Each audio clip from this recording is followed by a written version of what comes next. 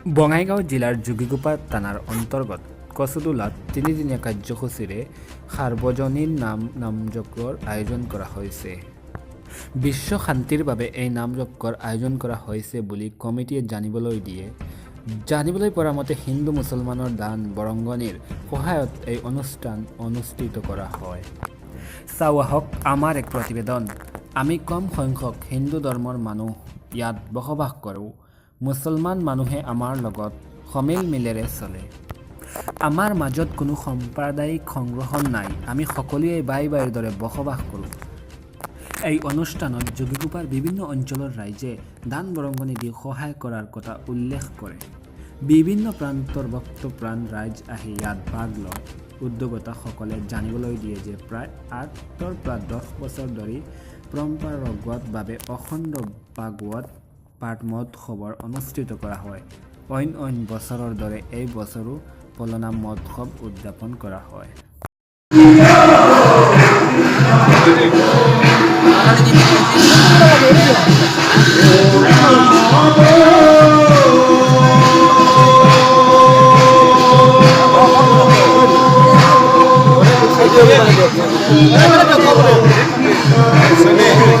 আমাৰ এই পৰম্পৰা যেন হৈ পৰিছে। এইবাৰ আমি 8ম বৰ্ষত ভৰি দিছোঁ। কাৰণ আমি এনেকুৱা মাংগলিক অনুষ্ঠান কিয় কৰোঁ?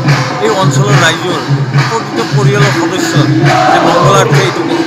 আৰু এইটো এতিয়া পৰম্পৰা আছে। বছৰৰ প্ৰতি আমি সঠিক সময়ত চ'ত মাহত বা ফাগুন মাহতে ধুনীয়াকৈ কৰে সময়সূচীৰে।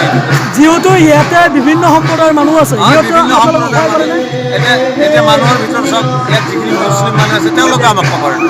ইয়াত ৰাভা মানুহ আছে, তেওঁলোকে বিহাৰী মানুহ আছে, চিৰিকাজ মানুহ আছে আৰু কলিতা সম্প্ৰদায়ৰ লগতে এওঁলোকক মানে একদম ভালভাৱে ঘনিষ্ঠ আৰু তেওঁলোকে সম্পূৰ্ণ সহায় সহযোগিতা কৰিছে। আমি ইটোৰ মাজত ইমান এটা এলেকাৰ মাজত আমি কোনোদিন কেতিয়াও অসুবিধা ভুল কৰা নাই। তেওঁলোকৰ লগত সদায় আণ্ডাৰষ্টেণ্ডিং থাকোঁ আৰু এই উৎসৱ কৰাৰ কাৰণে তেওঁলোকেও আমাৰ লগত আছে। তেওঁলোকে আজি চাব বহুত মানুহ ইয়াত আছে। মুছলিম মানুহ আহিছে, বিহাৰী মানুহ আহিছে, চিৰিকাজ মানুহ আহিছে আৰু কলিতা মানুহ আছে। আৰু এই নাম দলবিলাক আমি এতিয়া ধুবুৰী ডিষ্ট্ৰিক্টৰ আৰিয়াঝাল, বাৰ্চি, এতিয়া গোৱালপাৰা ডিষ্ট্ৰিক্টৰ পৰা আহে কবিতা, তাৰপিছত ইপিনে আৰু আমি ভকত মানে খুব আজি তিনিটা এইবাৰ 8মবাৰ কিন্তু আমি তিনিটা কাৰ্যসূচী আজি দ্বিতীয় দিনৰ কাৰ্যসূচী কালি ৰাতিপুৱা এই নাম প্ৰসংগ 6 বজাত শেষ হ'ব।